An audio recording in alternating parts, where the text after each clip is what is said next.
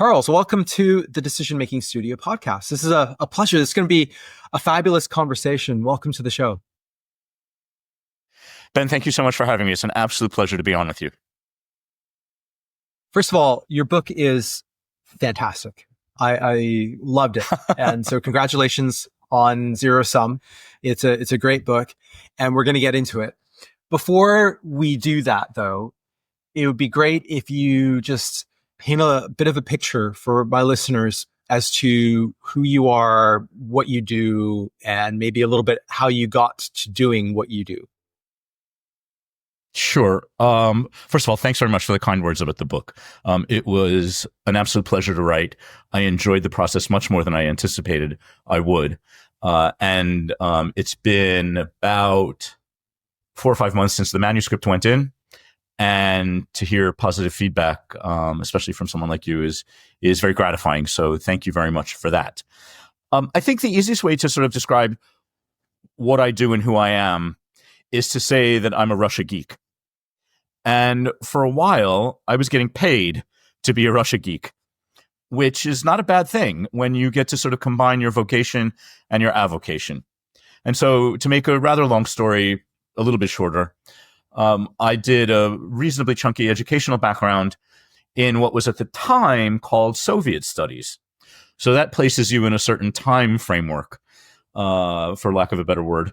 And I did a few years as a journalist in sort of daily newspapering in the United States, ending up at the Miami Herald in Florida. And, the weather in Florida was just a little bit too nice. So I had the opportunity to move from Miami to Moscow. And I worked for a couple of years at the Moscow Times, which was an English language newspaper that came out every day in the Russian capital and was really sort of a lifeline for the expat community in Russia and in Moscow specifically. And it was a fantastic team of people. We did a great job. This was in the mid-1990s, an incredibly turbulent time in Russia, politically, economically, and also sort of socially and culturally.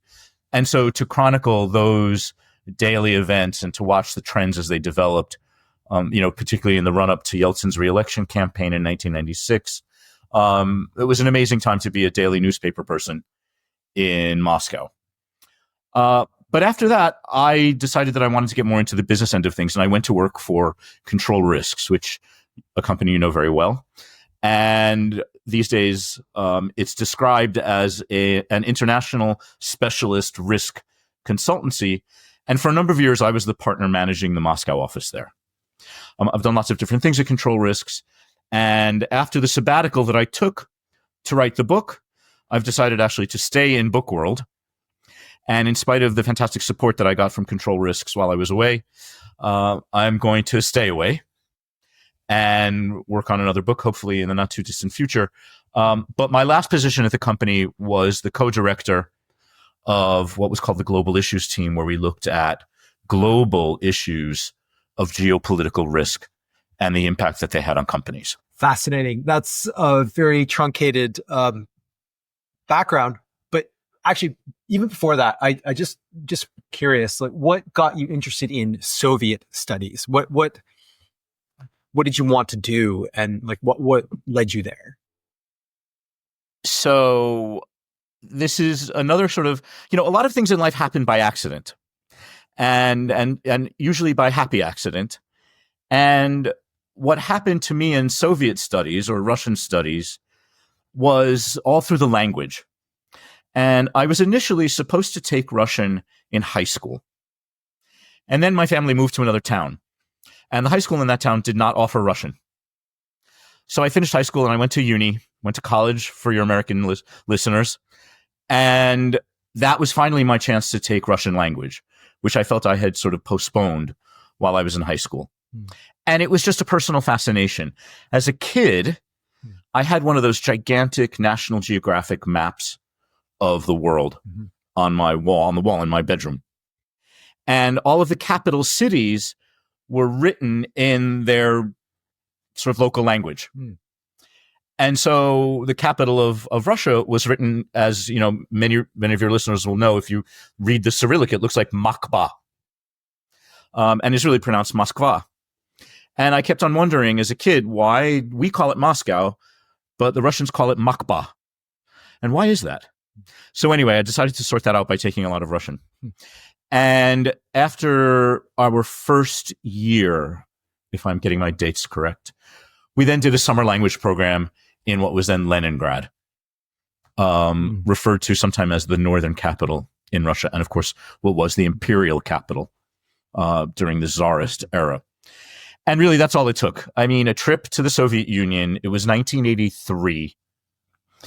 It was Brezhnev was still in power, but we were about to start these cascading changes that went from Brezhnev to Andropov to Chernenko to Gorbachev and Perestroika and Glasnost and ultimately the collapse of the Soviet Union. But, I was there at the height of the Cold War as a foreign language student and just was blown away by the place and by the experience of being a sort of late teen, early 20s university student behind the Iron Curtain. And when I came back after the summer program, all I wanted to do was just learn as much as possible about that place. Wow. Yeah. That sounds so exciting. And there must have been, well, maybe you could tell me a bit more, but a sense of I'm getting to see things like no one around me has even a clue about, and something really interesting and exciting about that. I mean, imagine in 1983, this is pre-internet. This is certainly pre-mobile phone. I wrote letters and postcards, and I think once I sent a telex, back to my parents. Right. And we flew first to Finland and overnighted in Helsinki, and then we took a train into St. Petersburg. And this is at a time when things were genuinely far away. The Soviet Union was certainly in terms of sheer distance. I mean, I went to university in Philadelphia. St. Petersburg was, at the time, it felt like light years from Philadelphia. And the sheer geography of it was enormous. And then the cultural gaps, the political gaps, the linguistic gaps, and everything from what you would have for breakfast and the kind of people that you would meet. And also bear in mind that because this was during the Cold War, our sphere of activities and the things that we could do, again, as sort of older teenagers in the Soviet Union was very, very tightly controlled. Just getting a visa itself was a semi-heroic act in the first place. And then once you were there, there were all these concerns about not breaking the rules, which were considerable. And also understanding at the same time that we're sort of representing the United States, we're representing our university, we're representing ourselves. But it was so different there that we all had the desire, really, I mean, this is a large group of students. We had the desire to immerse ourselves in that place, to get out, to meet people, to walk around. Leningrad and St. Petersburg is a jaw-droppingly beautiful city. And we were there in the summer, and the sun went down sort of halfway at about 2:00 in the morning. It has this fantastic romantic feel about it at that time of year. And all we wanted to do was run around as much as we could. And sometimes we did. And we were also in a place where the drinking age was a lot lower than in our home country. Yeah. So, there was a bit of tension in what we wanted to do, what we could do, what we should do. And, at the end of the day, we all got home safely. Mm-hmm. Right.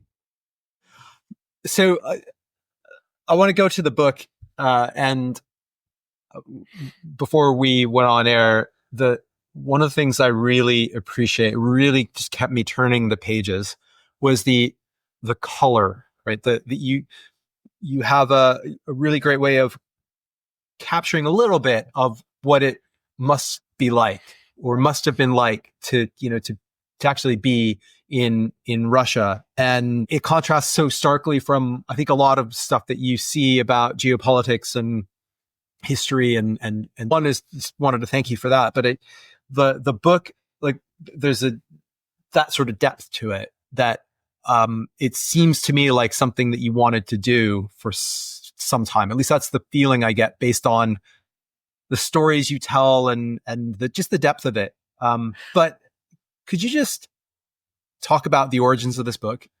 Where did the idea first come from, and how it came about? That'd be really great place to go here. Sure. With pleasure. And again, thank you for, I'm glad that you were turning the pages quickly. That's fantastic news. So, I mean, Ben, the story, the book kind of fell on my head in a certain respect. And that is that, I believe firmly, and I'm sure that anybody who enjoys reading, whether it's fiction or nonfiction, that all good books and all good stories really have a beginning, a middle, and an end. And that there's a narrative arc to a good story, to a compelling story. And, to be quite honest with you, I was walking through a park here in East London where I live. Maybe you know the park. I was in Haggerston Park and walking along and it was listening to the radio at the time. And it was just as the full-scale invasion of Ukraine had begun. And what I was doing at work, because this is, of course, before the book started and before I took sabbatical, and I was listening to the radio, and the radio was talking about how Western companies were starting to leave Russia as a result of the war. And of course, at Control Risks, we were a consultancy that was involved in helping those companies get out. So again, sort of what I was doing during my day job and what I was hearing on the radio during a walk through the park married up quite closely. And then it just sort of hit me that this is an end, a very messy end, but it's an end to the story of Western business in Russia that started with the collapse of the Soviet Union, the fall of the Berlin Wall, globalization, and the opening of what was at the same time a new country, Russia, and a new market. And so there was this phenomenal rushing in to the Russian Federation, the successor state, the main successor state to the Soviet Union. And then all of a sudden, just about exactly 30 years later, there's an almost equal rushing out when the full-scale invasion began and the war in Ukraine took on an entirely new level of severity and a completely darker character. And I thought, well, so here's the beginning is in 1991. There's this extremely messy and imprecise and violent ending in 2022. And then, of course, you'll remember, Ben, that in the middle of all of this, and this is sort of early 2000s, maybe about almost halfway through this chronology, that everyone was doing business in Russia and people and companies were making phenomenal sums of money. And Moscow as a city was this world-beating capital just drenched in cash. And Russians were in London and they were in New York and they were in Paris. And the French and the Brits and the Americans were all in Russia. And this is when more Rolls Royces were being sold in Moscow than anywhere else in the world, et cetera. And all of these indicators. And that was sort of the middle of this story, the peak. And I thought, this is the book. This is the story that makes a good book because it has a beginning when the market opened. It has a middle during the phenomenal sort of go-go days. And it has this awful end with the start of the full-scale invasion. It seems like the perfect story arc. And let's talk about the beginning a little bit. Because sure. One of the things that struck me about the book, and this is a show about decision making, and we often talk about complex decisions and all these things. Like there's a term called wicked problem where it doesn't seem to have a solution. And it's like, well, here's basically a big, huge petri dish for like all of the decision making mistakes you could possibly think about, right? And And one of them was just around some of the decision making of organizations going in and some of the assumptions that they may have made. And one thing that struck me is like when you talk about a little bit of the history of Russia pre-Soviet, this was never an easy place to do business in ever. So it's interesting to think about that. And in fact, you also talk about like at the end, this sort of idea of liberal democracy and capitalism going together. And in the span of human history, this is actually a very, very, all these assumptions, it's a very small period of human history where these things kind of coincide. And so I'm just wondering if you talk a little bit about just that start of that, it's the late 80s, early 90s, and what was going on, what the decision making was kind of looking like, and just maybe couch it in some historical context of the country. Because if one just simply, but if you just think about like, just go back a little bit far enough and you think, oh, this is not going to be easy, regardless of what may have transpired. Anyway, it'd be great. Just let's talk about the start of this a little bit. Yeah, although you're right to also make historical references. I mean, Russia began to industrialize in the 1860s, and foreign companies moved into Russia way back then. And the world, Russia included, according to some of the history books I read, the world was actually at its most globalized on the eve of World War I. So, well more than a century ago. And so, capital and capitalists, I guess, people and money have been crossing borders ever since borders were invented or ever since money was invented. But the more proximal bit of the story here is the collapse of the Soviet Union, which happened at the end of December of 1991. And what we have to remember, Ben, is that the end of the Soviet Union was nothing triumphal, and there was no natural progression involved in this process. The Soviet Union imploded. It collapsed. It collapsed politically. It collapsed economically. It collapsed geopolitically. I mean, just really, it was the end of a state, and something that we don't see very often, particularly a state and a former empire of that size, that also had nuclear weapons up to the teeth. So the Soviet Union imploded, and it imploded messily. But here's what happened.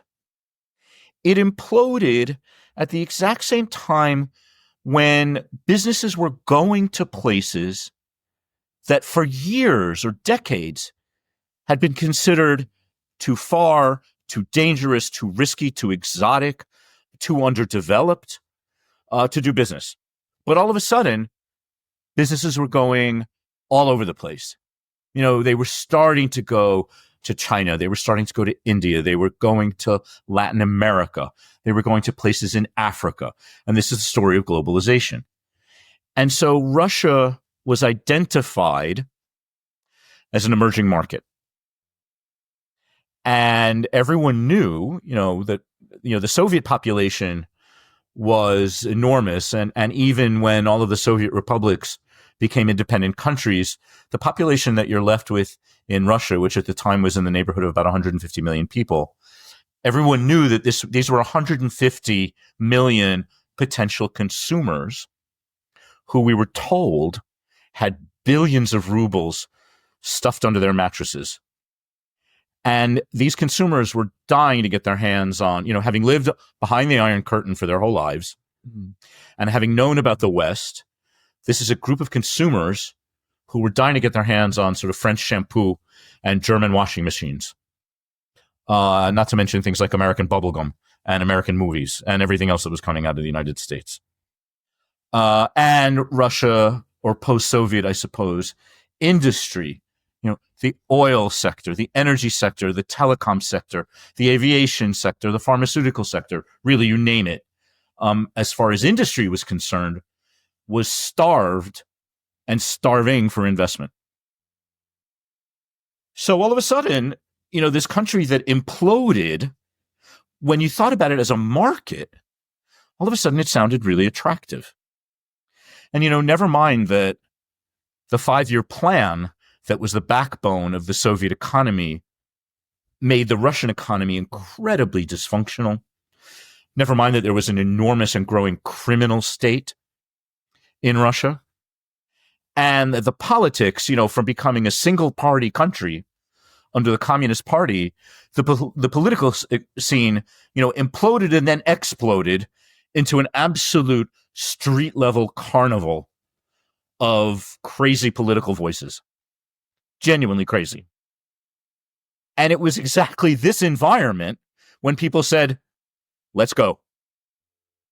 Mm-hmm. And, not to anticipate the rest of your questions, but the decision-making process there was absolutely fascinating and consisted of a lot of different things. And first of all, there's so many different ways then of breaking down how companies made decisions about countries.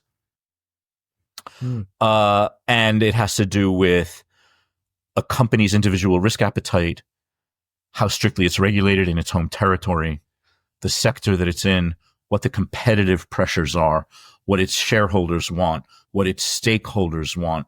And at the time, everyone was sort of thinking, if you ignore Russia, you're being irresponsible. And all it took was for a few companies to go first, and then everyone said, oh, we can't afford to be there second. We want first mover advantage. Let's go.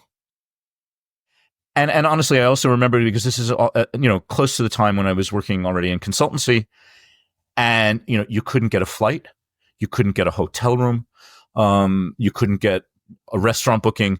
Moscow was jammed with these pioneers of globalization. Yeah, one of the bits of the book that kind of struck me here, and I'm keen to maybe dive into this a little bit more, was it was almost a sense, I think it was Citibank that you mentioned, that they thought they could change Russia.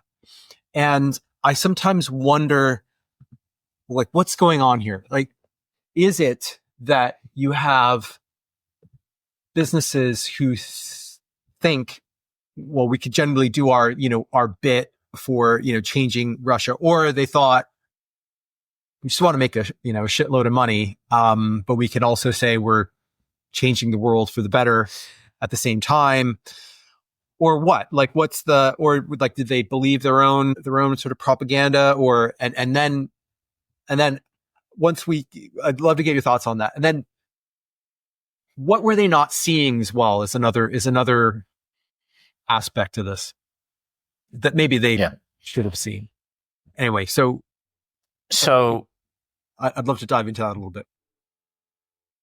With pleasure. So, you mentioned Citibank, and Citibank has a very interesting history in Russia dating back to before the Bolshevik Revolution.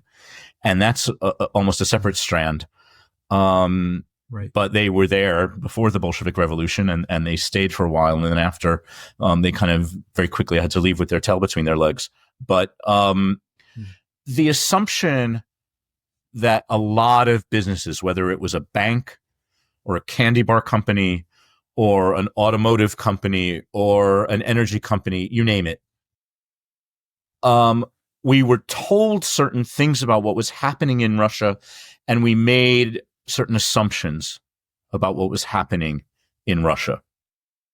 So we were told by the West, and by this we mean, the G7 and the United States and Britain and France and Germany, Japan, the big investors in Russia in the early days, we were told, number one, that Russia was an emerging democracy, that Yeltsin was a Democrat, and that Russia was on its way to becoming a democracy. It was a fledgling liberal democracy. And we were also told by the same group of countries and government officials, we were told that Russia was an emerging market economy and that it was developing all of the green shoots of capitalism. And our governments told us to go to Russia and invest in Russia. The business people in the early stages of globalization and in the early days in Russia were sort of like merchant diplomats. And they were bringing democracy and capitalism with them. Because at the same time, don't forget that the United States and the European Union and a bunch of multilateral organizations were pouring billions of dollars, I mean, just billions upon billions of dollars of development money into Russia to support, the democratic transition, the economic transition, under the assumption that, give them enough time, give them enough money, and they'll become just like us. And then I guess from the perspective of business, every time we saw, I'll mention some company names, and it has nothing to do with the companies in particular, but, every time you saw a new McDonald's in Moscow, or every time you saw a new Snickers billboard, or every time, you were able to buy a Western brand at a store in Russia, we all interpreted that as signs of political and economic evolution. That this was, this is the vanguard or the vector of democracy. And that business was an agent for change. Look, one of the challenges of writing the book is that it's written after all this happened. And we all have the benefit of hindsight about the validity of those assumptions and what happened when those assumptions came under crushing pressure. And, what we know from China's evolution and India and Brazil and, the BRICS, among others, what we know from their political and economic evolutions, as you rightly point out, I think what we've learned is that capitalism or a market economy does not have to necessarily go hand in hand with an open, liberal, competitive democracy. And that's the post-Putin story. Or rather, the transition from Yeltsin to Putin. We're not in a post-Putin situation yet. But what I mean is, that once Putin was selected and then elected as president, we began to learn that the two don't always go hand in hand. But you're right. And even Angela Merkel and the German business community, had a phrase for it. And that is Wandel durch Handel, change through business. And, you can eat all the Big Macs that you like. And you can drive all the Chevys that you like. And there was a landmark joint venture involving Chevrolet, General Motors, in Russia. And there were cars that had the Chevy badge on them, on the hood. So you can eat all the Big Macs that you want. And you can drive all the Chevys that you like. That doesn't necessarily mean that you're living in a democracy. But I guess, these were the assumptions that we had on the way in. And then, once you're in, you're in. And, there was a government default in 1998. And, the massive, massive Russian financial crisis of 98, that drove a lot of companies out of Russia. There was the global financial crisis of 2008. And that drove a lot of companies out of Russia. The drivers of both of those, from a company's perspective, from an investor's perspective, the drivers behind those crises and the exit from Russia was entirely financial and economic. It wasn't political. 1998, Russia's own mismanagement of its macroeconomy is what triggered the crisis there. The crisis in Russia in 2008 was the same as the crisis everywhere else, driven by the meltdown of the financial services, sector in the U.S. But ultimately, it was financial criteria that drove companies out of Russia in 98 and 2008. I mean, I suppose a little bit later, we can talk about what exactly drove companies out of Russia with the start of the war. Mm-hmm. Yeah. So at the same time, though, there was this, you described the loans for shares thing that was going on. And perhaps these companies that were leaving in 98 were just making, just bucketloads of money that now the party's temporarily over, so they're leaving. But when you start looking around, maybe describe what that loans for shares thing was a little bit. But Sure. surely there are some questions that we're not asking for, that organizations, perhaps, I know it's hindsight, but that we should have asked maybe, but this looks really dodgy. What's going on here? Like where are these shares going, and what's that going to lead to? Or do we really care? We're just, we're making money. So do we really care? Should we care?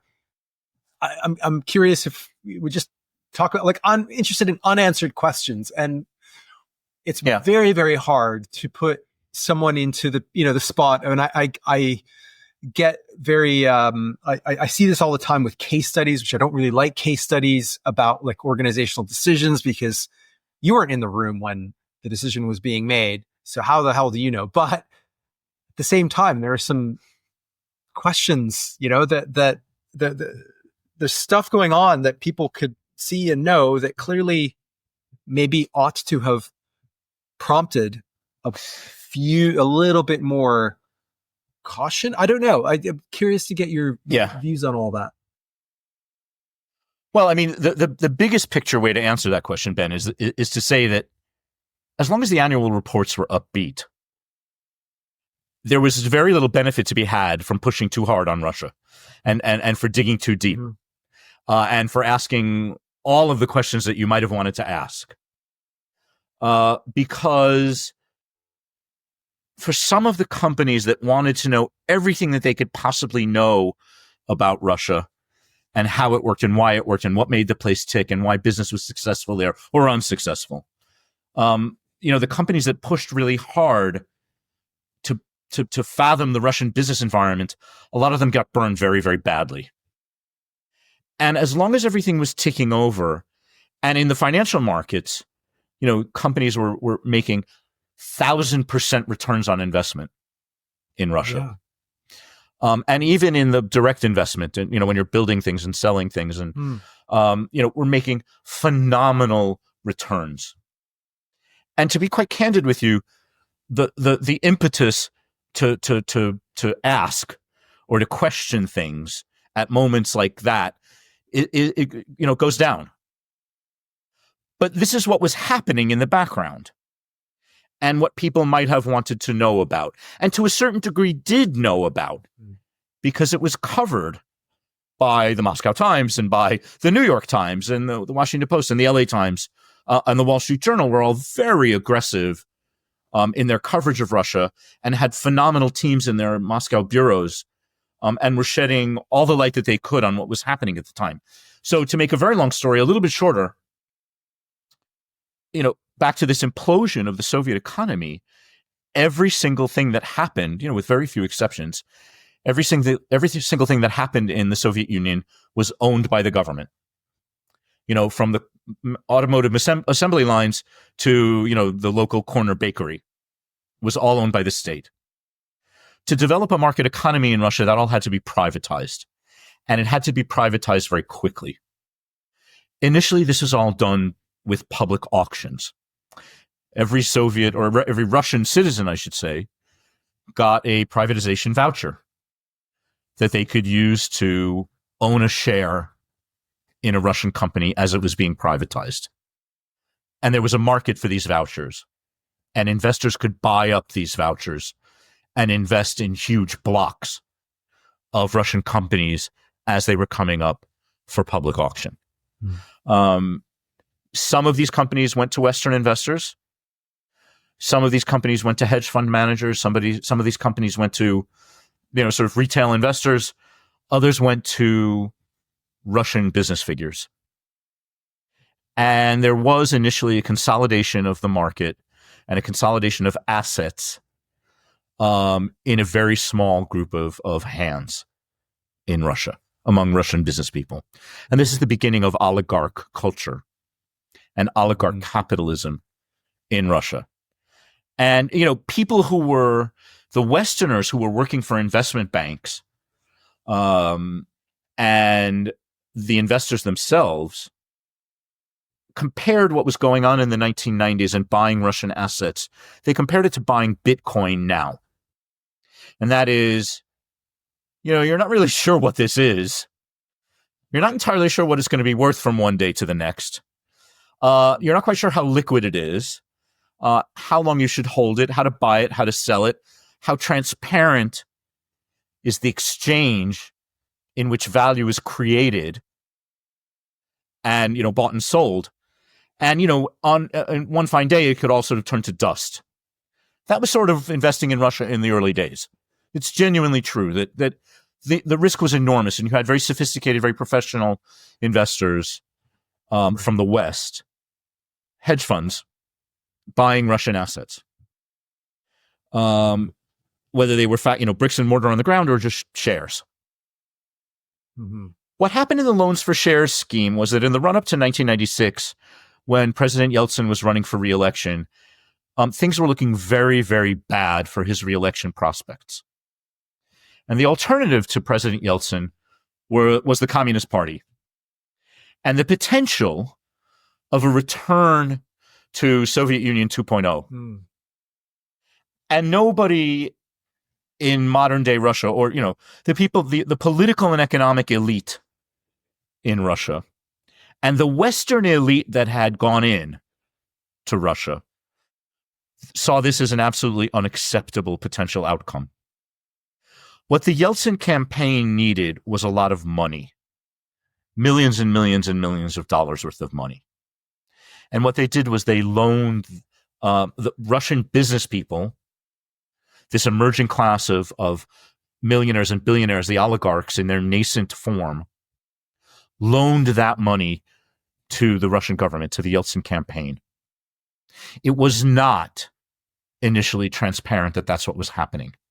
They were lending the money to the government.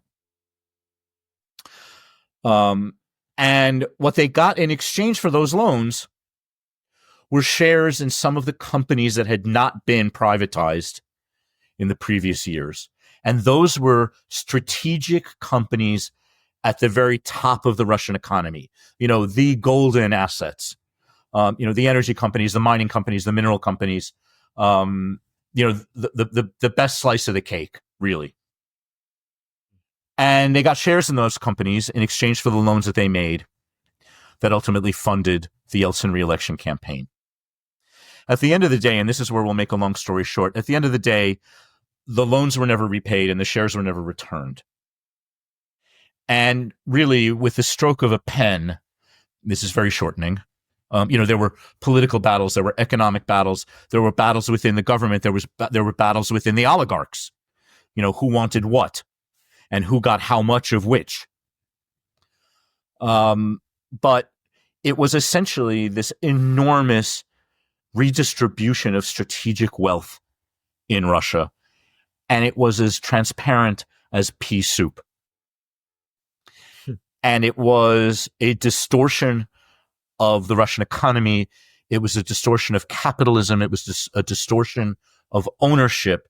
But it saved the country from the return of the communists. Yeltsin was reelected. Right. And again, everyone was backing him as a Democrat. So this was the only way to go. And people who are in the book have said that really once that happened, there was no turning back for Russian business, for the Russian economy, and for the way business worked in Russia, whether you were Russian, whether you were, an international investor, and whether you got there in the 1990s or you got there after. This sort of set the die for the way Russian business worked going forward. I should catch myself because it set the die, and then I'll hand back over until early in Putin's first term. And we can talk about that later, but that's when the pact with the oligarchs started to come undone. Okay. The you talk at the end about recency bias. And so to me, there's a little bit of what explains what's, why I don't really know what the international community could have done, what other actors could have done, but it's, you got the recency bias of we don't want the communists back in. But then you get into another thing that I think perhaps explains what's going on is a bit of either or, like very narrow either or thinking. We were not really thinking, and maybe you couldn't, maybe it's really, really hard to do because again, who's the decision maker? But like, what are the other models for us to develop to do what we're trying to do with Russia and the desperate time. So maybe that wasn't on the table. But yeah, as you say, the die was. And I think that the story of what happened in the 1990s in Russia, when the economy was its most embryonic and most formative, is a story, yes, of course, of recency bias and, where you think that whatever's happening now is the worst it's ever been. And that the way things feel at the moment or the way that things feel recently must be worse than they have ever felt before. I think on top of all of that, I think that this is a story of vested interests and that there were constituencies invested both in the sort of first and second meanings of those words, invested financially and also invested kind of politically and philosophically and morally, or just, who were throwing so much money into Russia and publicly backing Yeltsin, as sort of, this is the guy who stood on top of tanks, during the coup of 1991 that was the sort of most proximate sort of trigger for the collapse of the Soviet Union. And this is the guy who fired on the White House, the seat of the Russian parliament in the early days. Yeltsin was the guy who was sort of taking to the ramparts and defending this new Russian Federation. And again, governments and multilateral organizations were piling in behind him, and business people were piling in behind him, and Russian oligarchs were piling in behind him. And I think that there was already a community of vested interests that were into this so deep that it was genuinely, there was no other way forward. And that this election, the 1996 election, had to be unlosable at any cost. Because, at this point you had, we were in literally like up to here, financially or politically or otherwise. And Yeltsin had to win. And I think that's what got us to where we were. And I think that's what got us to 2000 and the transition to Putin. Mm-hmm. Mm-hmm. Okay. I want to go there before we do. Maybe the timeline meshes well, or maybe it doesn't. But I was also thinking about, a couple of things really struck me. One was, so you've got this stuff happening, the transition to Putin and, what we know now and so forth. You also describe 1,000% profits, vodka flowing in nightclubs and, all kinds of things. So very easy to sort of, to not really, if you are a Western business, to not really pay attention to what's happening that perhaps you ought to be. And also you mentioned something that I thought is really fascinating, which is the way you describe the term BRICS that you mentioned a little bit earlier. That almost is a little bit like, so an insurance policy. So I can actually turn a blind eye because we have this thing called the BRICS, and we have this thing building off of emerging markets, and everyone's talking about it, and therefore it's okay, right? And so I'm just wondering if you talk a little bit about that, because I when I read that, I thought this concept of BRICS is nothing more than marketing. Like it's nothing more than what an advertiser will do to get you to, to buy to pick up a product off the shelf versus another product. Like that's all it is. Like and wow, like how the impact of that is very profound. But I'd love to hear that in your, how you describe it, because it's fascinating. Well, it's funny, Ben, because as we're recording this podcast, there is a BRICS summit taking place in Russia. And the BRICS you're absolutely 100% correct that this was a marketing slogan. Okay. This was a marketing acronym developed in 2001 by Jim O'Neill at Goldman Sachs to describe companies whose share of global GDP would ultimately become bigger than the G7, and whose domestic economies were slated to grow faster than most other developed economies. And this was Brazil, Russia, India, and China. And it was an asset management marketing exercise. The BRICS have since taken on a life of their own, and they're now they are calling themselves the BRICS and meeting in Russia as we speak. But what this did, it is difficult to sort of overestimate, in my view, the impact that this acronym had on investment in Russia. Because, marketing exercise or not, I mean, there was a lot of economic research that went into this report from Goldman Sachs that coined or used the acronym BRICS.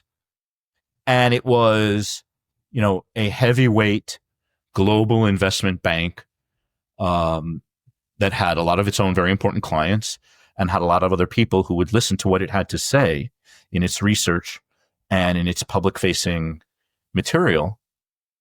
And they said these 4 countries are some of the most important countries of the future economically.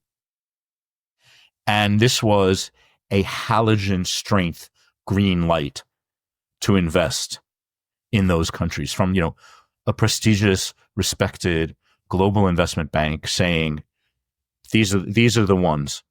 This is where it's at. And for anybody who was on the fence in their decision-making process, anyone who thought that, Brazil looks a bit tricky, or, Russia, maybe not my cup of tea. For anybody who was thinking that, the Goldman Sachs research and the Goldman Sachs acronym resolved all those doubts. And it fostered, I thought, almost a gold rush mentality. There were books written about the BRICS. There were seminars about the BRICS. There were newspaper articles about the BRICS. There were podcasts about the BRICS. There was everything. It was, it took on a life of its own. And what it was, in a certain respect, was an exercise in risk transference. Because a company would say, look, I've done a lot of research on Russia, and here's my report on Russia. You hand to your company risk committee. And then all of a sudden you've got this another report from this massive, super smart investment bank saying Russia's the future. And then all of a sudden you could outsource all the risk to Goldman Sachs and say, see, they did all the work. They did all the research. They say this is a good bet. Mm-hmm. Let's go. And that's what happened with the BRICS. So, Jim O'Neill now has had to essentially kind of distance himself from the BRICS as they try to take on this new kind of anti-Western political nature. But before that happened, Goldman Sachs was the biggest cheerleader for investing in Russia. Fascinating on so many levels. One of which is because you have all these smart people doing economic analyses, but getting really motivated by a bit of marketing to make decisions. All this data is available. All these techniques are available, but it's really a clever bit of marketing. And sometimes as human beings, we think we're a little too clever. And we don't realize when we're being influenced, maybe even subtly. Like, I don't think anyone ever sort of said I am going to use this BRICS report to rationalize why we should do something that maybe we should do, maybe we shouldn't, right? Human decision making. Well, it didn't hurt. I'll put it that way. Anyway. Yeah, it didn't hurt. It didn't hurt. It didn't hurt. No, it didn't hurt. It didn't hurt. I mean, there were plenty of people waving that report around. There were. Sure. There was no, people ask, why does a company invest in Russia? And, ultimately, look, it comes down to your expectations of returns. Otherwise, why bother? Yeah. But that is by far not the only factor in the decision. Yeah. And I was impressed in the research that I did for the book and in my own experience as a consultant on the ground. I was impressed at the level or the role that competitive pressure played in the investment decision. And that is, very few companies wanted to be left out of the gold rush in Russia. You've heard the expression FOMO, fear of missing out. Russia generated a lot of FOMO. Companies had a lot of concern about getting to Russia second, or getting to Russia late, or getting to Russia, too small. And what their competitors did. And this could have been competitors from markets that were less regulated at home, or competitors who had a CEO with a higher risk appetite, or competitors that, maybe they were already in, they were in Bulgaria, or they had invested in Romania. And so they thought, okay, Russia's just a, step away. These were companies that made their own decisions according to their own criteria. But if it was a competitor of yours, you could no longer just you couldn't sit there and sort of wait and see what happened. And so, Goldman Sachs gave the green light. Lots of people stepped on the gas. Sorry to overdo the automotive analogy, but Goldman Sachs gave the green light. Everyone started their engines, and anybody who started their engines late was worried about that. And so, the decision making was so complex, but over and over again, the book came back to this notion of first mover advantage and getting in, and looking over your shoulder and wondering what everybody else was doing. And as you talk about, many did incredibly well, right? So it seems I mean, look, justify those decisions seem to be justified. I think that, for a while it was hard not to make money in Russia. And it was, whatever you stuck in the ground grew. And so, yes, for a while, the returns justified the risk. And then, there was a person who I interviewed who also began his career as a journalist and then became an entrepreneur. And he said, it wasn't the politics, it wasn't the economics, or it wasn't the culture, it wasn't any of the military things, it wasn't anything. It was just when the numbers stopped adding up, that was when Russia stopped making sense. And I think he makes a good point. Could we talk about the rise of Putin? You talk about certain points where it was like, the BP story, and certain points where it's like, this is a little, and leading up to the annexation of Crimea. But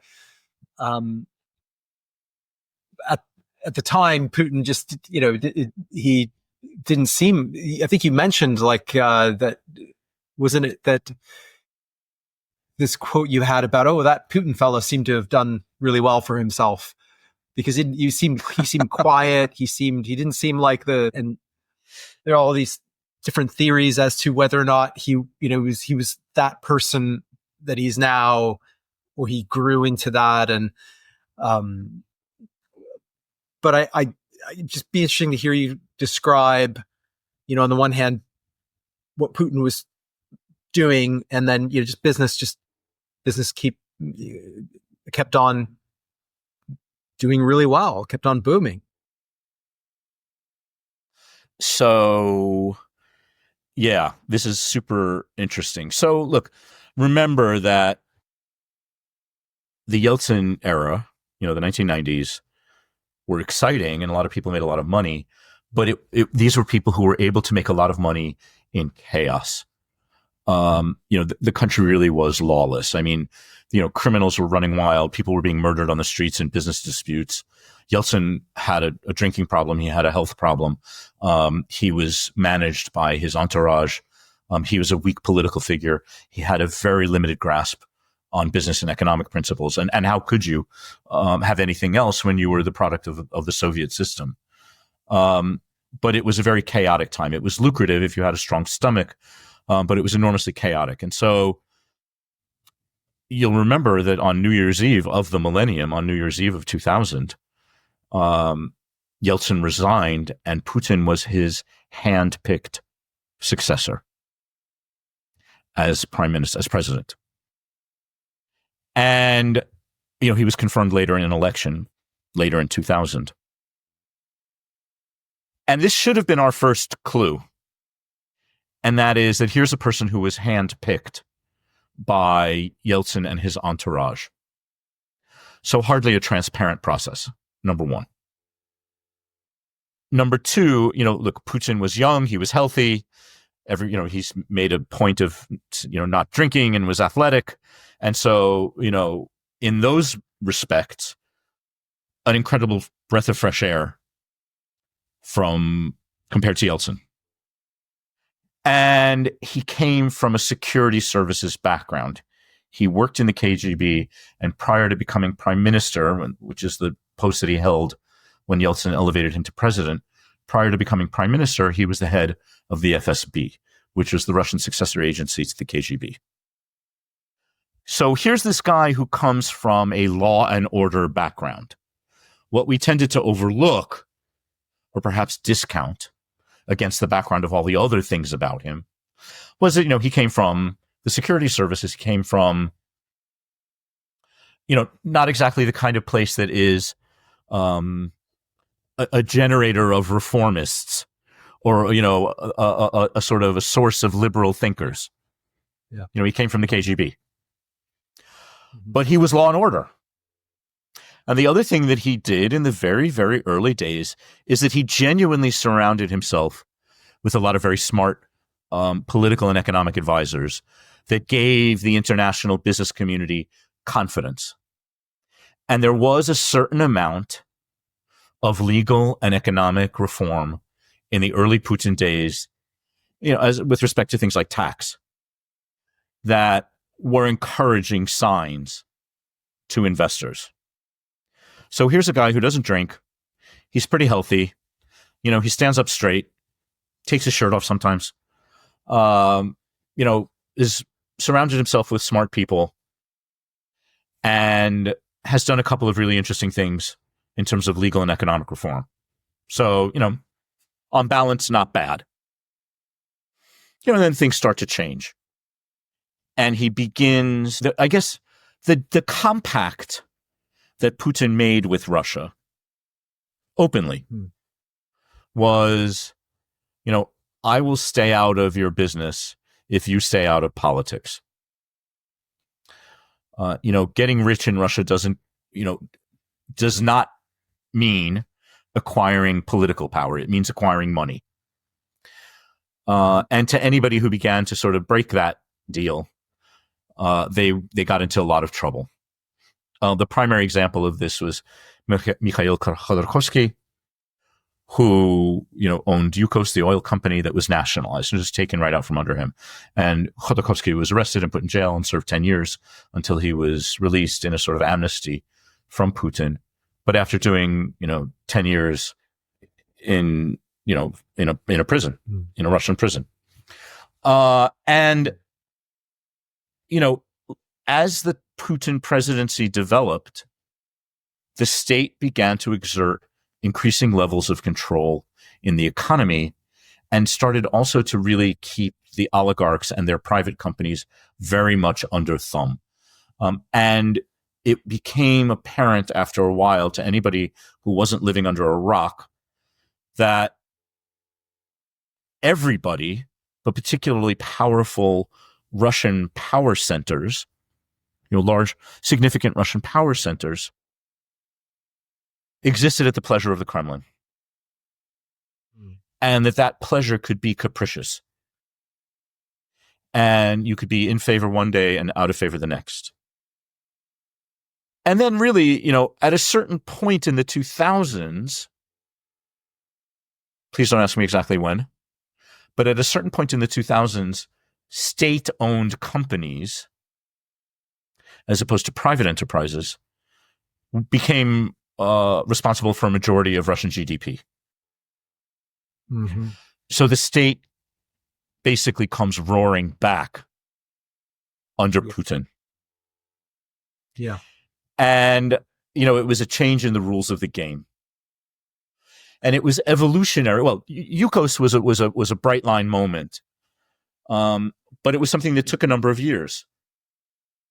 Mm-hmm. And it made a lot of investors, foreign and domestic, very nervous. But that was part of the evolution of the Putin story. So it made a lot of foreign investors very nervous, but as you describe, I think people are still making really good profits. Probably the incentives to ask some questions about the long-term viability of the, of our presence here. I'm sure that may or may not have come up, but who maybe sounded the alarm that perhaps should have been heeded a little bit more? Or was anyone? Yeah. It came in bits and pieces. There was never one alarm. And that's also a big part of the book is sort of what did we miss? Right. Or what did we... Right. There's missing things, there's missing signals, there's overlooking signals, and there's ignoring signals, which are all kind of different things. Yeah. Mm-hmm. And by the way, remember also, Ben, that we're in a post 9/11 world. In the Putin period. And so let's think for a second about what was happening geopolitically and what was happening to the price of oil. And the price of oil, in connection with, in part, what was known back in the day as the resource supercycle, and then also the geopolitical instability in the wake of 9/11, that, geopolitical instability is a direct driver of instability in the price of oil. And instability usually in the direction, up. So the price of oil was steadily climbing throughout the early years of the Putin presidency. And with that being Russia's number one export, it drove phenomenal national economic growth. And this is, in the 1990s, people who had a strong appetite for risk made a lot of quick money. In the 2000s, with the growth in Russian GDP as a result of the boom in oil prices, this is when people were making tons and tons of money, but it was sort of long-term, permanent, strategic money, because Russia was just growing exponentially on the back of the oil boom, and the economy grew really almost not because of Putin and what he was doing, but almost in spite of Putin and what he was doing. And so everyone started to make money in Russia again. And also, this is the bounce back from the 1998 government debt default. And so, again, all of the indicators were looking quite good. And so, what we might not have liked about Russian politics, what we might not have liked about Putin were, people talked about it. It was in the newspapers. I mean, things like Putin's reaction to the sinking of the Kursk submarine very early in his first term, in his first year, and his sort of very public mishandling of that crisis. There was the attack on the school in Beslan. There was the attack on the theater in Moscow. There was the speech that Putin gave in 2007 at the Munich Security Conference, where he sort of said, this sort of Western-based political and economic system really isn't for me. It's not for us. It's not for Russia. We don't like it. And I think, most of the people that I talked to in the book, when they started to think about when did the arc start to bend, a lot of people cited the Munich speech, when he said, we could do without this. that put a lot of people's ears up. And, at the same time, this is again before 2008 and the global financial crisis. But this is when people started to think, this isn't really our cup of tea politically anymore. But boy, economically, it was everybody's cup of tea and people were drinking it by the bucket. Mm-hmm. Mm-hmm. And so when the annexation of Crimea occurred, was that still, what was the reaction within the business community to that? It's almost like you're describing, like we're describing a period of what, like 14 years? 2014.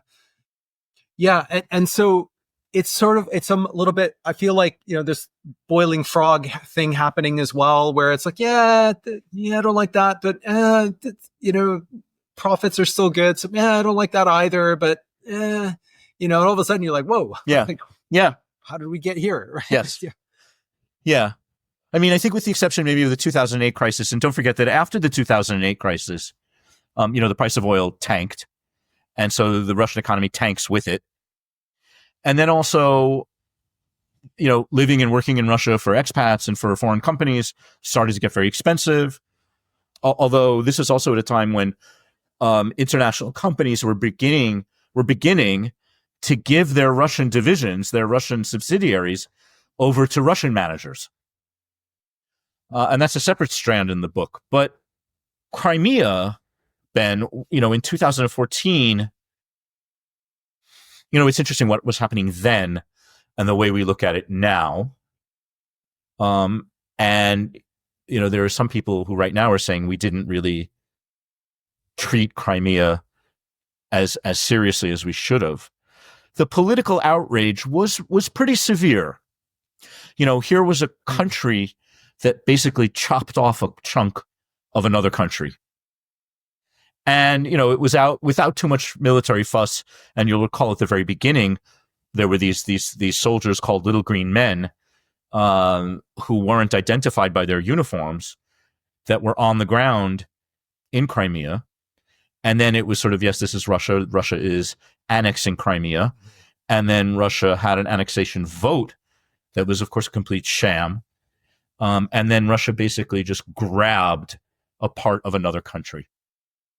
And this is pretty outrageous. And the political reaction was reasonably severe. And this is where you see the imposition of a significant number of sanctions on Russia.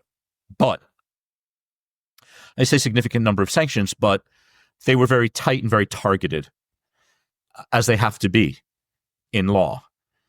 And they focused mostly on the actors and on activities connected with Crimea. And again, to shorten a fairly long story, this was enough for companies to work around. Most international companies didn't have a big exposure, did not have material or significant exposure to Crimea, right, or to the sanctions on individuals associated with Crimea or to activities in Crimea. And they were able to more or less carry on as usual. It's a bit of a simplification. Mm-hmm. But with a little bit more legal research and a little bit more due diligence and a little bit more sanctions monitoring and a little bit more political risk monitoring, companies were able to recalibrate, essentially, to find a new equilibrium and keep going. Mm-hmm. That said, look, Ben, there's always lots of nuance in all of these things. There were a few companies that said, you know what, we're done. We're out. Mm-hmm. We don't like this one bit. Right. Russia has, stolen Crimea, initially at gunpoint and then in the ballot box. And, we don't like the look of this and we're done. There was some of that. Everybody else just sort of got on with business. And there's some business people quoted in the book who said, our companies publicly were scolding Russia, but privately they were increasing their revenue targets for their Russian businesses. Mm-hmm. So it, to a certain degree, the scales fell off our eyes as a result of what happened in Crimea. But in the grand scope of things, it might not have been it wasn't this sort of, there was no U-turn as a result of the annexation. Yeah. But we're a really long way away from, we can change Russia in, the early 1990s when I say that, that's putting, that's assuming a homogeneic business community with the same objective, which is all, not true at all, but, the rhetoric of that and then the rhetoric of the BRICS. I mean, we're really far away now from, from these points. I mean, any pretense that we had towards helping Russia transition to a liberal democracy and a transparent market economy, that's dead. Those are dead. And I think the most visible signal, or one of the most visible signals of that, was that the illegal annexation of Crimea triggered the exit from Russia of the European Bank for Reconstruction and Development.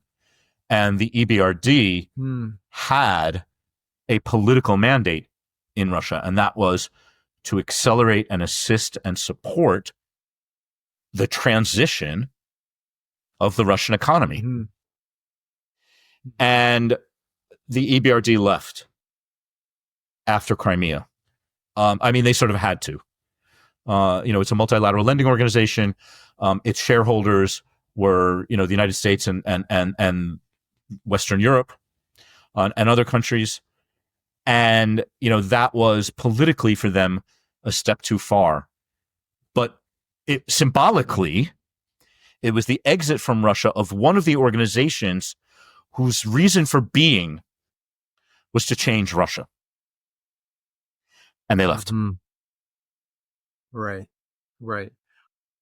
And I might be getting my timeline a little bit wrong here, but one of the other things I really found interesting, slightly disturbing, is this concept of rent-a-lord that you talk about. And I'm just wondering, so first of all, what is that? But this was the veneer of like good sort of corporate governance in the sense of, good sort of corporate control, good decision making, all the things that you would want in an organization, but it's just a bit of a veneer. So between like 2014 and 2022, was that, like, first of all, explain what that is, but secondly, is like, was that sort of still happening? Is like, how much pretending are we still doing between 2014 to 2022? Well, the quick answer to the second question is that less and less and less. Okay. But don't forget that there are two characters. Well, there are lots of characters in the book and lots of characters in this story in general. But the two biggest characters, I suppose, as a group are Western investors and Russian companies. And we've been talking a lot about Western investors and Western companies so far, but the second half of this cast of characters are Russian companies. And they started to become important economic and political players domestically and to a lesser extent, but to a certain degree internationally in their own right. And one of the things that started to happen in the evolution of the Russian business environment is that Russian companies started to list on foreign stock exchanges, predominantly the New York Stock Exchange, but even more importantly and more predominantly, the London Stock Exchange. And for a lot of Russian companies to get a listing on the London Stock Exchange, or even more so in New York, they had a lot of cleaning up to do internally. There was a lot of housekeeping before you will get past sort of the listing agency and put on an open exchange, on a public exchange. So one of the ways, Russian companies hired the very best advisors they could in Western law firms, Western accounting firms, Western public relations firms, Western risk consultancies. And they did this other thing, and that was what they called rent-a-lord. And that was they went into the British aristocracy and they put very fancy people on their boards of directors to lend this air of credibility, sort of seriousness, and sort of respectability. And it was sort of rent-a-lord because these were British aristocrats who would sort of fly into Moscow once a quarter for a board meeting and say all sorts of interesting things and get some coverage in the FT and then fly home. And, there are some colorful things said about these sorts of roles in the book. And, it was a veneer. I mean, and there are voices in the book saying that the sort of the legitimacy bestowed on Russian companies by their magic circle law firms and their big four accounting firms. And, I cast no aspersions because, look, there was a little bit of kind of winking and blinking and closing one eye and, holding things up in the mirror and looking at them backwards. There was a little bit of, crossing your fingers and hoping for the best. But these companies were tasked with cleaning up Russian companies that were so hard to clean up that it was almost impossible to drive it all the way through to completion. And it was very hard to be a clean Russian company. It was very hard to be a clean Western company because for quite a long time in Russia, well, particularly in the 1990s, less so as under legal reform in the 2000s, but following the law in Russia for a very long time was very hard to do because you could be obeying the laws of one ministry, and doing that meant, by their very nature, breaking the laws of another ministry. That got a little bit better, and the Russian legal system generally got pretty good marks from legal experts after a lot of the reforms in the 2000s. But the politics made it very, very difficult to stay clean in Russia. And so you had these companies being lifted onto the London Stock Exchange and the New York Stock Exchange that had a little bit of masking tape and, a little bit of glitter thrown on them. And, then the rest was buyer beware. Right. And so we have now, like, if we're now thinking we're heading towards the invasion of Ukraine, a Russian economy that's predominantly, driven by state-owned enterprises. We still have but we still have oligarchs. We still have these companies, the rent-a-lord thing happening. But at this point, let's say like the eve of the invasion of Ukraine, or just before, like how many Western companies, what's the Western presence in Russia?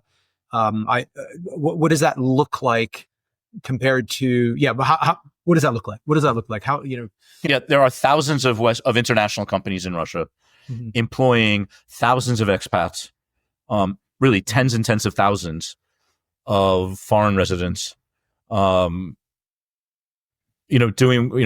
decent returns, and,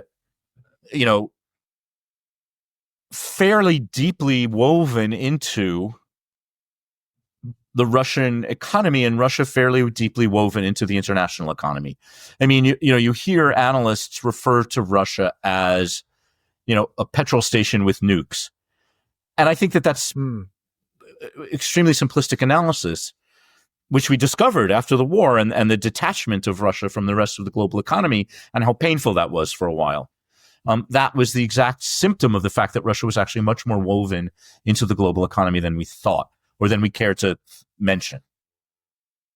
And so, look, it's not China and it's not India, because the economies are smaller, the population is smaller, and the scope of investment compared to China was smaller.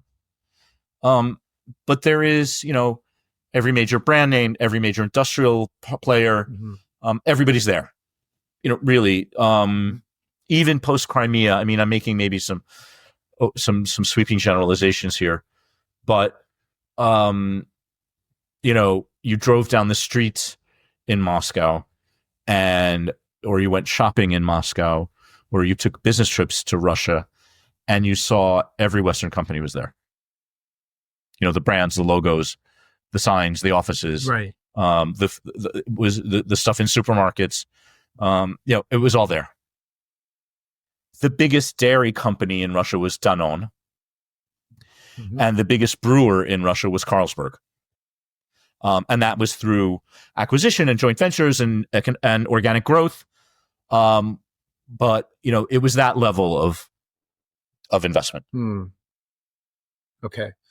I've got two different questions in my mind. I'm going to save one for maybe towards the end. Which okay, and I'm conscious of time, but I do want to start to wrap up the story a little bit. But the invasion of Ukraine, and the decision to leave Russia is filled with contradictions, nuance, difficulty, and I want you to maybe just describe that, because on the one hand, it's like, well, look at what has happened. We need to get out. Sanctions it's not a democracy, blah, blah, but we knew that like years before, arguably, like decades, arguably, like right from the get-go, we knew. So that's kind of a hard argument to make, maybe. And on the other, and if you leave and you sell your stake, then you're funding you potentially funding the war effort. But if you stay, you're paying taxes. There's reputation. There's all of this like nuance. What do you do with your employees? The loyal employees who've worked for you, and what happens to them? There's so much to this decision, to whether to stay or to go, or how to do it. And just wondering if you just share a little bit of like the flavor of what's involved in that, and why it's so complicated and complex. Yeah, it's messy, Ben. It was messy. And it's messy because companies are not always, and again, no judgments, but companies are not always good decision makers in times of crisis. No company can be ready for everything or anything. And so it was messy. And one of the reasons why it was messy is because in the run-up to the invasion, the international analytical community and political community, the geopolitical community, if you will, was saying, nothing to worry about here. It's not going to happen. Putin is sending, thousands of troops towards the border, but don't worry, they won't cross it. And, with the exception of the United States and some support from the UK, and, they were starting to leak intelligence to prove to the world that they thought that the invasion was going to happen. But the United States had just recently gotten Afghanistan very badly wrong. And so the global community was sort of discounting the U.S. analysis, saying, yeah, don't tell us that Russia's going to invade Ukraine. You got it all wrong in Afghanistan, so we're not going to listen to you. So starting with the fact that nobody thought it was going to happen, and then it did, we were all taken by surprise. Very few companies were ready for that. I mean, vanishingly few companies were ready on the day after the invasion to invoke their crisis management plan. Because either it was the wrong crisis management plan or there wasn't a crisis management plan. Mm-hmm. And, it's a mixed picture because there was quite a bit of panic and a lot of people left. The airports exploded. And, the price of an airplane ticket added a few digits to the end. Companies initially did not entirely head for the exits. There was a brief interlude when it looked like this is going to be a short and sharp, and that the invasion would be over one way or the other quickly. When it became obvious after the first few weeks of military activity, when it became obvious that, first of all, the Russian army was comically underperforming, and when it became obvious that they were in this for the long haul, then, things got really difficult. Companies really had to decide whether they were going to stay or not. And, that's a protracted and painful decision taken under an economic, social, and political microscope. And again, this is something that companies don't always do very well. As it turns out, and again, this is with the benefit of some hindsight, the companies that left the quickest left, with the least amount of pain. Because what happened as the war progressed is that the government began to set extremely punitive terms and conditions for leaving Russia. And then leaving was very painful and expensive. And every single company, Ben, makes this decision completely differently. And again, it has to do with money and risk appetite and non-financial drivers and reputational drivers and security concerns. And don't forget that early in the war, Putin was talking about dropping a tactical nuclear weapon. There was a certain level also of just fear, just absolute sheer teeth-clenching fear about where this was going to go and whether NATO was going to get involved on the ground or not, and whether this would become a global engagement. And then also you had observers to this entire process naming and shaming the companies that weren't leaving quickly enough. Social pressure was ramping up. You can imagine, just the components and the pressures on these decisions and on these companies and people in Russia and their bosses in London, Paris, Frankfurt, and Tokyo, the different considerations that they were all making and all the constituencies that they had to answer to. And, the tactical and the strategic considerations. It was ugly. It got messy inside companies. And there are companies that feel now that they're stuck in Russia. They want to get out and they can't. And of course, Ben, we should say, that there are companies in Russia that, are not hugely bothered and are perfectly fine with a reduced presence in Russia. One that probably won't grow or get much investment, but they didn't leave. And they didn't make any effort to leave. Right. Yeah. I'm conscious of time, but I do want to touch on just a few things. I'm curious what you think, like where does it all go from here? I know that the book kind of wraps up with this sort of the end, but what are some of the possibilities now based on, and just for Russia generally and for international businesses as well?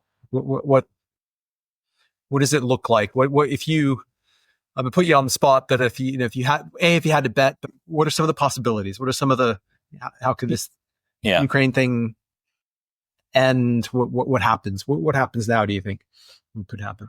Yeah. So maybe the first thing we should say, and I'm happy to talk about this in a number of respects, but we should also say, Ben, that we're recording this 2 weeks ahead of the US elections. Yes. And right now, the elections are very close. And it's hard to say who's going to win. What we do know, there's kind of tactical views and strategic views. What we do know is that the outcome of the US elections will have a very strong bearing on the trajectory of Russia's war against Ukraine. And so rather than sort of, we could do scenarios, which I think is a smart thing to do. But since there's only 2 weeks to go, the scenarios won't last very long. But there's a few ways of looking at this, Ben, and that is sort of what have we learned and what have we not learned from this conflict, no matter how it's resolved. And look, if Trump wins, the conflict will be resolved in favor of Russia. How much in favor of Russia is yet to be determined, but it could be significantly in Russia's favor in terms of the future of Ukraine. And in terms of how encouraged Russia is by the way this all turned out. if Vice President Harris wins the election, American and Western support for Ukraine will continue, but I think it would be wise to anticipate elevated pressure towards some sort of negotiated settlement. Nobody knows what that will look like. It may involve negotiations over sanctions in exchange for certain concessions from Russia. And, there will be some lessons in all of that from business. Then there are some companies who, as soon as sanctions are lifted, they'll go back in the next day. There are some companies that think, well, okay, it may now be legal for us to do business in Russia, but we really kind of want to think twice. We're not 100% sure yet. Mm-hmm. There are companies that say, you know what, this isn't our cup of tea anymore at all. We're done. And then, Ben, there will be companies that will want to go back into Russia and may find it incredibly difficult. For example, again, I'm naming names, but not really as particular case studies, but McDonald's sold its business in Russia and sold 800 restaurants. They sold that business to a Russian business person. And if my memory is not betraying me, they embedded a buyback clause in that transaction. Depending upon when and how this all happens, that buyback clause may work and it may not. How painful will it be for any company with a buyback clause in that transaction, in its exit? How painful will that return be?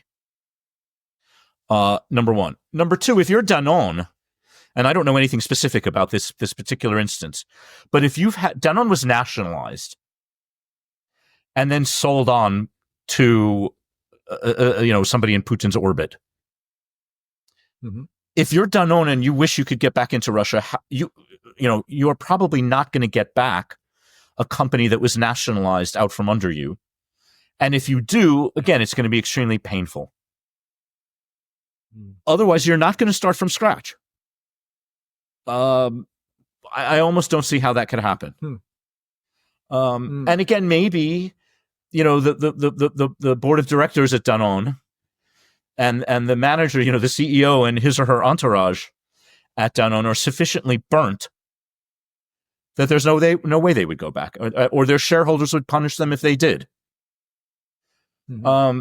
And so, the return to Russia depends on how you left, how easy it is to get back in, and whether it is at all feasible, whether the terms and conditions for reentry are going to be so outrageous that it just doesn't make sense.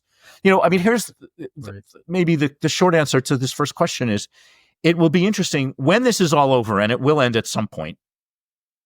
When this is all over, who's going to look smart?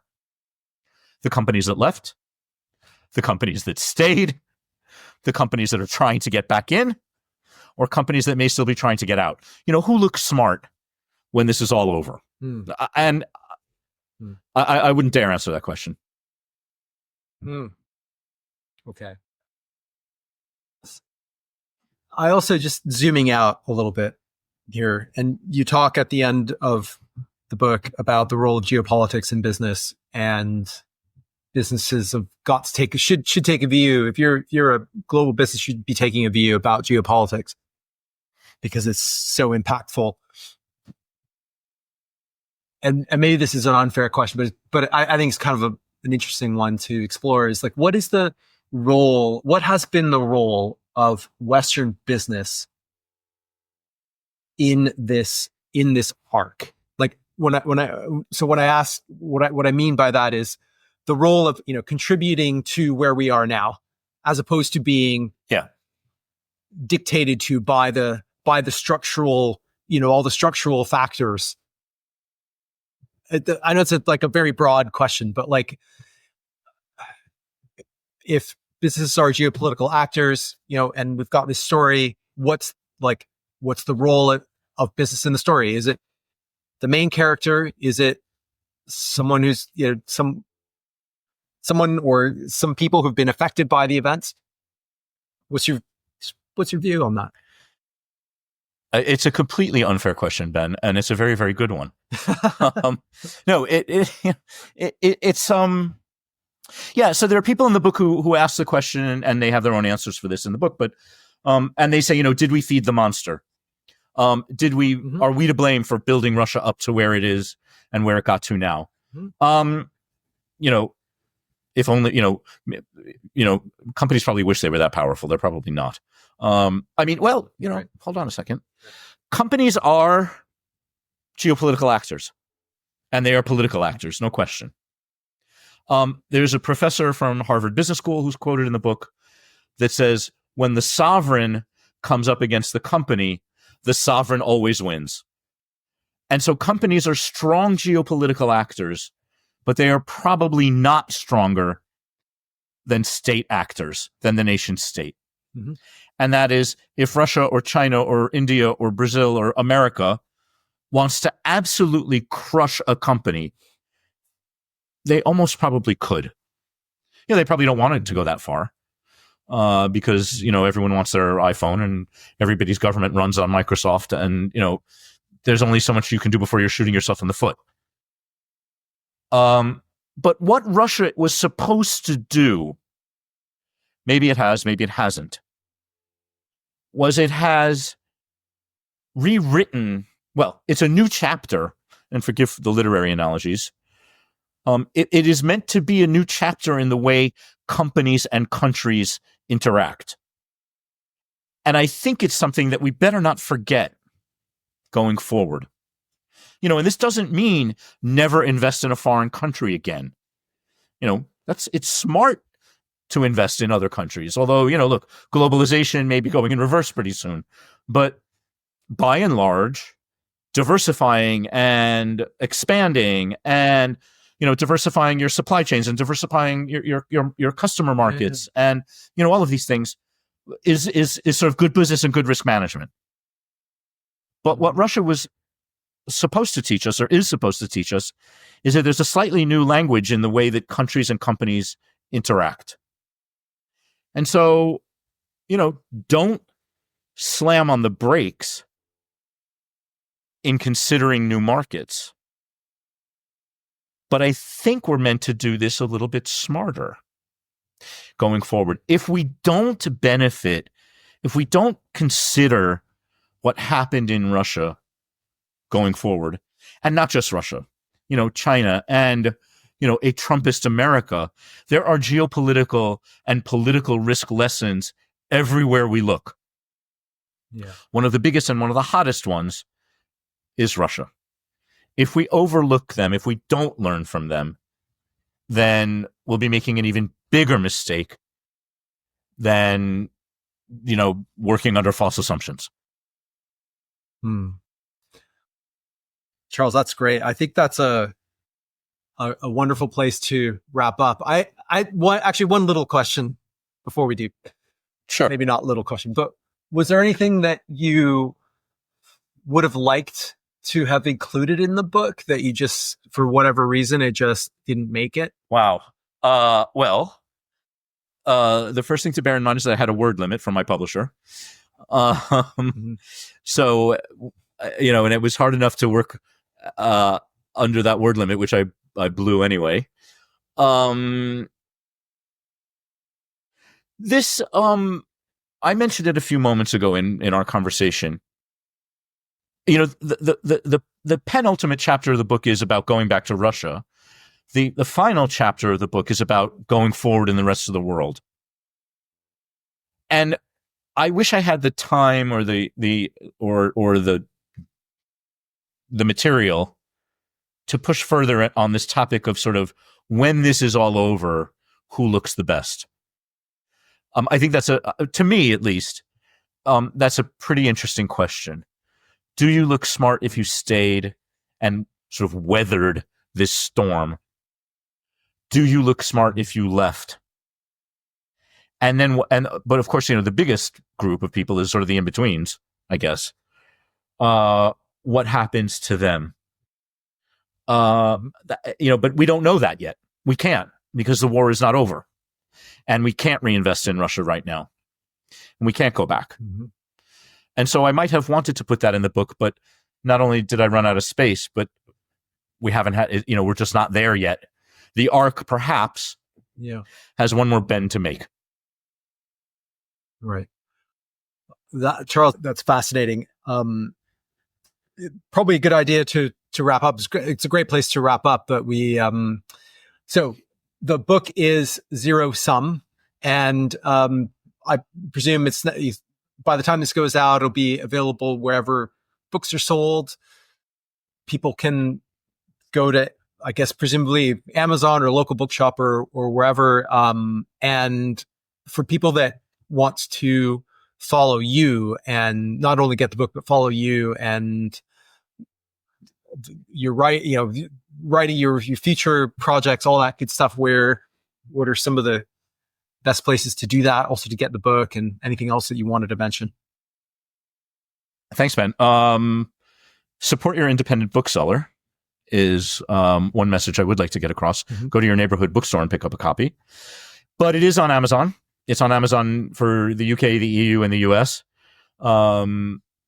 It's available on Hurst Publishers' website, HURST, in the UK. It's available through Oxford University Press in the United States. And I'm available I'm on Twitter, I'm on LinkedIn under my full name, and I have a website that's charleshecker.com, and there's a way to reach me through the website, and everything about the book and everything that I'm up to and all these interactions like with great people like you, Ben, they're all on the website. So lots of ways to keep the conversation going, and I very much hope that it does. Wonderful. Charles, this was great. Thank you so much for taking time to chat. I really enjoyed this, and I'm sure my listeners will as well. It's my great pleasure. Thank you for having me. Thank you for the invitation. Thank you for being such a gracious host. And I've enjoyed every minute of it. Thank you.